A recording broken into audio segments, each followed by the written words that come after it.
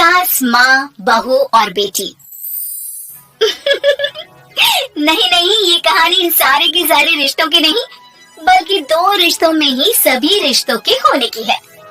अरे बहू, मेरे और तेरे ससुर जी की रोटी मत बनाना, मैं बना लूंगी, दिन तक ठंडी हो जाती है। बहू जो कि एक वर्किंग लेडी थी। नहीं नहीं माँ जी, मैं अच्छे से कपड़े में लपेट देती हूँ ना, आप क्यों मेहनत करेंगी, माइक्रोवेव में गर्म कर लेना। अरे नहीं बहू, मेहनत मत कर, वैसे भी ऑफिस में कम मेहनत होती है क्या, जा रहने दे। लेकिन बहू मानती नहीं, वो सास ससुर की रोटी बना कर ही जाती है।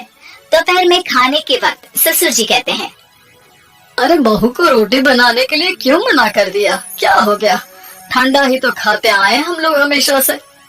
अरे वो क्या है ना, सुबह ऑफिस जाती है, घर का सारा काम करने में वक्त लग जाता है, अरे थकती है वो अलग, तो मैंने सोचा बहाने से ही थोड़ा कम काम करवाऊं। ससुर मुस्कुरा रहे होते हैं, ये तो अच्छा है, बहू को समझना जरूरी है। वक्त बीत रहा था, घर में सब खुश थे कि एक दिन। माँ जी, आप शाम को थोड़ा टहलने निकला करें, घर पर रह रहकर हड्डियां जाम होती हैं, पापा को भी ले जाया करिए, मैं वक्त पर तो आ जाती हूँ।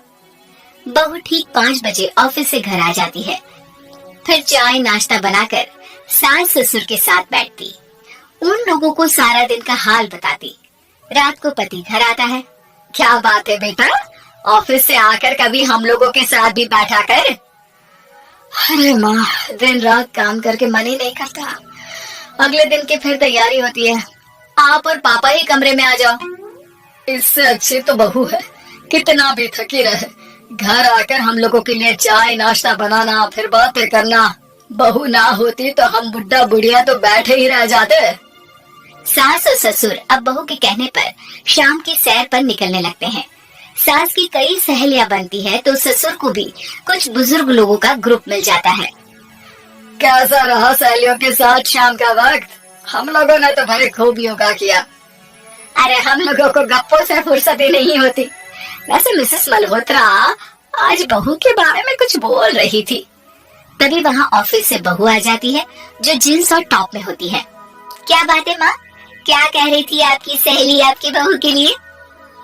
सास इस बार बहू को कुछ अलग तरीके से देखती है और उल्टा सवाल ही दाग देती है। क्या कह रही थी वो, हटा, ये बता, तेरे ऑफिस में तो मर्द भी काम करते होंगे ना? बहू जो अब तक मजाक कर रही थी वो सीरियस हो जाती है। मर्द होंगे नहीं माँ जी, मर्द ही ज्यादा है, हम 5 ही लड़कियां हैं ऑफिस में। अरे तो अच्छा लगता है क्या ऐसे कपड़े पहनती हो? कल से तुम ना साड़ी पहनकर ऑफिस जाना, और हाँ, शाम का नाश्ता थोड़ा जल्दी बनाया करो, नाश्ता बनाकर बाद में ही ऑफिस के कपड़े चेंज करने जाना। बहू को समझ में नहीं आता कि सास को हो क्या क्या है, लेकिन वो कुछ नहीं कहती, सीधे किचन में जाकर चाय नाश्ता बनाती है और सास ससुर को दे देती है। अगले रोज बहू ऑफिस के लिए तैयार होती है तो खूब सुंदर सी साड़ी पहनती है और ऑफिस के लिए निकलने से पहले सास और ससुर के पैर छूती है और निकल जाती है। क्या बात है, आज मेधा के ऑफिस में लग रहा है कोई फंक्शन है। अच्छा, पता नहीं, मुझे तो बताया नहीं, वैसे तो सारी बात करती रहती है। अरे देखा नहीं कैसे साड़ी पहनकर जा रही थी? अरे वो तो मैंने ही बोला है उसे। अरे अच्छा लगता है क्या रोज रोज ऐसे सूट या जींस में जाना? बहू हो, बहू बनकर रहो, और आप भी ना मेधा मेधा मत किया करिए, बहू बोला करिए, सर पर चढ़ जाएगी तो दिक्कत हो जाएगी। सास अब बहू को बहू जैसा रखने लगती है, हर बात पर रोका टोकी, हर बात पर ताने। क्या बात है, आजकल लेट आ रही है ऑफिस से? अरे चाय के लिए भी देर हो जाती है, हम लोग फिर पार्क में भी देर से पहुंचते हैं। सभी की बहुएं वक्त से चाय नाश्ता करा देती है अपने सास ससुर को, बस एक तू ही है जो उस वक्त ऑफिस से निकलती है। माँ जी, वो एक रास्ता पुलिस वालों ने न जाने क्यों बंद कर रखा है, जिसके कारण ट्रैफिक ज्यादा हो जाता है। मैं कोशिश करूंगी कल वक्त से पहले निकल जाऊं। ससुर देख रहे होते हैं कि बहू अब परेशान सी रहने लगी है। एक रोज, मेधा, बेटी मेधा। जी पिताजी। बेटा देख जरा, कौन सी टी शर्ट अच्छी लग रही है? वो क्या है ना, शाम को सब बदल बदल कर टी शर्ट पहनते हैं, मैं भी सोच रहा हूँ कि आज कुछ अच्छा सा पहन कर जाऊं। हाँ पिताजी, ये सही है। ये लाल वाली ना बहुत जचेगी आप पर। मेरे पापा पर भी डार्क रंग बहुत जचता है। क्या चल रहा है? अरे ससुर के सामने घूंघट तो छोड़ो, ऊपर से रंग बताया जा रहा है टी शर्ट का। अरे बहू, कोई संस्कार दिए नहीं है क्या तेरी माँ ने? बहू इस बार बहुत निराश हो जाती है। वो वहाँ से तुरंत अपने कमरे में चली जाती है। अब बहू घर का सारा काम करती, ऑफिस जाती, लेकिन साड़ी और सर पर पल्ला लेकर। एक बार पड़ोसन उनके घर आती है। वाह सुमित्रा बहन, बहू का तो रूप ही बदल दिया। ठीक किया, बहू बहू जैसी ही अच्छी लगती है। अच्छा चलती हूँ मैं। पड़ोसन के जाने के बाद सास बड़ी अकड़ के साथ कहती है, देखा मेरा कमाल, कैसे मैंने मेधा बहू को कंट्रोल में कर लिया। अब बारी ससुर के बोलने की थी। हाँ सुमित्रा, बिल्कुल ये काम तो किया है तुमने, लेकिन कभी सोचा क्या खो दिया? क्या खो दिया? मैंने तो कुछ नहीं खोया जी। खोया है, पहले बहू जब ऑफिस जाती तुम्हारे पैर छूकर तुम्हें गले लगाती, लेकिन अब सिर्फ पैर छूती है। हाँ जी, ये बात तो आप ठीक बोल रहे हैं।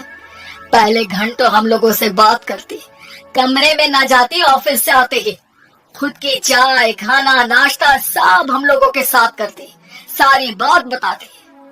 लेकिन क्या तुम्हें पता है, बहू की तबीयत खराब चल रही है, वो माँ बनने वाली है। ये बात मुझे बेटे ने बताई कि तुम्हें बता दूं। अब सास की आंख में आंसू थे। वो समझ गई थी कि लोगों के कहने में आकर उसने क्या खो दिया। शाम को बहू घर आती है तो माँ किचन में पकोड़े तल रही होती है। अरे माँ जी, आप रहने दीजिए ना, मैं आ तो रही थी।